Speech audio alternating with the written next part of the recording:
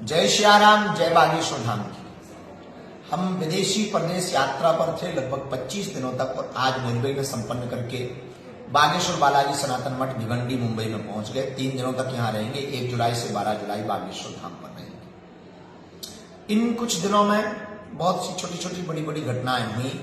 एक घटना बड़ी विचित्र हुई। एक बात से हम अपनी बात प्रारंभ करना चाहते हैं और शायद आप हमारी बात को समझ पाएंगे। वेदव्यास, महर्षि वाल्मीकि, मीरा, सूरदास, रैदास, कबीरदास सबने भगवान की चर्चा गाई। इनकी ना जात पूछी गई, ना इनका पता पूछा गया। इनकी वाणी ही इनकी पहचान, भगवान का नाम ही उसकी पहचान होती। कौवा कर्कश बोलता है, लेकिन रामचरितमानस में कागभूषुंडी जी महाराज की महिमा है। इसलिए जाति ना पूछो साधु की, पूछ लीजिए ज्ञान, मोल करो ना तलवार का, ना तो पड़ी रहे दो मया। भगवान की कथा, भगवत चर्चा, सत्संग, सनातन का प्रचार किसी जाति विशेष का नहीं है। भगवत चर्चा और सत्संग, भगवान की वार्ता, भगवत कथा को कहने का अधिकार सबको है। भगवान की कथा सब कह सकते हैं, कोई इसमें दोषी नहीं, न हस्तक्षेप है। इसलिए हमारी प्रार्थना, अगर भारत को हिंदू राष्ट्र बनाना है तो क्या भारत ऐसे हिंदू राष्ट्र होगा? नहीं हो सकता। भगवान के नाम का गायन कोई भी कर सकता, कीर्तन कोई भी कर सकता। जुलाहा भी कीर्तन करता रहा, रविदास जी भी भजन गाते रहे, गुरु नानक ने भी राम के शब्द गाए हैं, राम पर चर्चा की है, मीराबाई ने भी कृष्ण के गीत गाए हैं, कबीरदास ने भी राम पर चर्चा की है, रैदास ने भी राम पर चर्चा की है। कौन ऐसा नहीं है जिसने प्रभु राम पर चर्चा नहीं की? भगवान राम पर, भगवान श्याम पर चर्चा उनकी करना हमें नहीं लगता कि कोई निंदा का कार्य है। तो जो भी घटना इटावा की हुई है, निश्चित रूप से निंदनीय है, घोर निंदनीय है। अगर उसने कुछ अपराध किया ही है तो हमको तत्क्षण कानून व्यवस्था न्यायपालिका की शरण लेनी चाहिए, ना कि खुद न्यायपालिका बनना चाहिए, ताकि विद्रोह उत्पन्न ना हो, जातिवाद ना बढ़े। और जो राजनेता वर्तमान में राजनीति के नाम पर रोटियां सेंक रहे हैं, उनको मुंह तोड़ जवाब मिल सके। अब वो अपनी राजनीतिक कास्टवाद के नाम पर रोटियां ना सेंकें। भारत को हिंदू राष्ट्र बनाने के लिए कास्टवाद से ऊपर उठकर राष्ट्रवाद की ओर चलना पड़ेगा। इसी प्रकल्प को लेकर के हम आगामी 7 नवंबर से 16 नवंबर तक गांव गांव, गली गली, दिल्ली से वृंदावन तक पद यात्रा करेंगे, ताकि भारत का हिंदू जागे, जातिवाद, भेदभाव, ऊंच नीच, छुआछूत से ऊपर। धन्यवाद। महाराज जी, इटावा में यादव समाज के कथावाचकों के साथ चोटी काटने के अभद्रता का मामला इस समय चल रहा है, उसमें आपका क्या कहना है? बहुत सारे पत्रकारों का ये मैसेज आया मुझे, बहुत सारे चैनल से मुझे बुलाया गया, पर मैं जातिगत बातों पर, मैं जातियों में नहीं बंधना चाहता। मैं सनातन कार्य के लिए कार्य कर रहा हूं, मैं सभी सनातनियों को जोड़ना चाहता हूं। रही बात चोटी काटने की, गलत है। किसी के भी साथ दुर्व्यवहार नहीं करना चाहिए। कोई भी किसी भी प्रकार का दुर्व्यवहार करता है वो ठीक नहीं। हम तो इसका प्रचार करते हैं, तिलक रखो और चोटी रखो, कलावा बांधो, कंठी पहनो, इसका हम प्रचार करते हैं। रही बात दूसरी कि जो लोग जातियों के लिए, मैंने तो देखा कि एक गांव में घटना घटी और उसमें बड़े बड़े देश के बड़े नामचीन नेता आकर बयान दे रहे हैं और वो जातियों के विरोध में बयान दे रहे हैं, और वो वही काम कर रहे हैं जो अंग्रेजों ने किया था।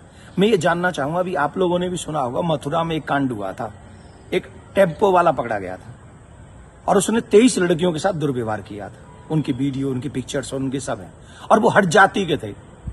वो बच्चियां जो थी वो हट जाति की थी। तब कहां चले गए ये सारे मर्द? क्या एक पुरुष का मान सम्मान स्त्री के मान सम्मान से ज्यादा है? हम स्त्री के मान सम्मान के लिए क्यों नहीं खड़े हुए? इसका मतलब ये नहीं मैं कह रहा हूं कि पुरुष का अपमान हो जाए तो हो जाए, अपमान किसी का नहीं होना चाहिए। जब लोग मूत्र जिहाद करते हैं, लब जिहाद करते हैं, थूक जिहाद करते हैं, तो वो जब थूकते हैं ना भोजन में, तो इसलिए नहीं थूकते कि ब्राह्मण पंडित जी जय लेंगे। उसमें सब आते हैं, पंडित जी भी आते हैं, यादव जी भी आते हैं, सिंह साहब भी आते हैं, अग्रवाल जी भी आते हैं, चौधरी साहब भी आते हैं, लिमका भी आते हैं, ढिमका भी आते हैं, सब आते हैं। वो सबके लिए थूकते हैं, वो सबके लिए मूतते हैं, वो सबकी बहन बेटियों पर नजर रखते हैं। तब क्यों नहीं बोलते हम और आप सभी? बताइए, मैं जानना चाहता हूं। ये जितने भी लोग आज विवाद कर रहे हैं, ईमानदारी से बताइए, भगवान श्री राम किस लिए आए थे? वो तो क्षत्रिय थे। भगवान श्री कृष्ण किस लिए आए? वो तो यदुवंशी थे ना, किस लिए आए थे बताइए मुझे जरा, जवाब दीजिए। जो अपनी अपनी जातियों के जो नेता बने बैठे हैं, मैं जानना चाहता हूं आपसे, जितने भी अवतार तुम्हारे सनातन में जिन पुराणों के अनुसार हुए, जिन पुराणों के अनुसार तुम अपने आप को हिंदू लिखते हो, किसके लिए अवतार हुए थे? वो धर्म की स्थापना के लिए हुए थे, और धर्म की स्थापना करना ही हम सबका दायित्व है कि हम इस देश में धर्म की स्थापना करें, ना कि धर्म का खंडन करें। हम सबको चाहिए कि एक साथ रहकर अपने धर्म का सम्मान करें, अपने धर्म को बढ़ाएं, अपने देश को बचाएं। ये हम लोगों की ड्यूटी होनी चाहिए। और जितने भी यदुवंशी सुन रहे हैं ना, my dear listen to me, निश्चित तौर पे मेरा जन्म जो है ब्राह्मण कुल में हुआ है, लेकिन आपको एक और बात बता दूं, यदुवंशी मेरे हैं सब। पूछिए कैसे?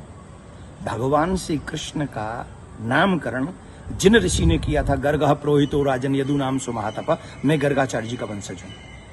क्या मैं आपका बुरा चाहूंगा? क्या मैं जाटवों का बुरा चाहूंगा? मैं चौधरियों का बुरा चाहूंगा? मैं बनियाओं का बुरा चाहूंगा? किसी का बुरा नहीं चाहता। मैं आप सबका भला चाहता हूं और इस देश का भला चाहता हूं। अगर आपको ईमानदारी से अपने इष्ट में निष्ठा है, राम में, कृष्ण में, परशुराम में, हनुमान में, देवी में, देवता में, तो आप शास्त्रों के बताए हुए मार्ग पर चलिए और धर्म का पालन कीजिए और उन विधर्मियों से लड़ने के लिए तैयार हो जाइए जो हमारे देश में जाति का जहर घोलकर, कई बड़े बड़े नेता हैं जाति के नाम पे कूद पड़े, बस चुनाव की सभाओं में बोल रहे हैं, चुनाव की एक कथा, अरे तुम्हारा इस नाम पे वोट लोगे? लेकिन महाराज जी, सवाल ये आ रहा है कि ब्राह्मणों के अलावा और कोई समाज का व्यक्ति कथा कर सकता है कि नहीं कर सकता? क्यों नहीं कर सकता भाई? कथा प्रवचन कहीं भी करे। हम अपने बच्चों को कहानियां सुनाते, कथा सुनाते हैं, क्या बुराई है? हर एक जाति के व्यक्ति, मम्मी पापा, दादी दादा, नानी नाना तो अपनी ही जाति के होंगे ना, कहानी सुनाए, कथा सुनाए, कोई बुराई नहीं है। लेकिन व्यासपीठ पर बैठ के सप्ताह करना, देखिए उसकी विधा, हम शास्त्रों की बात करेंगे, यहां मैं अपनी बात नहीं करूंगा। मैं ब्राह्मण कुल में मेरा जन्म हुआ है, लेकिन कितने ऐसे कार्य हैं जो मैं खुद नहीं करता। जैसे यज्ञ कराना मैं नहीं करता, क्योंकि उसमें मेरी नॉलेज नहीं है।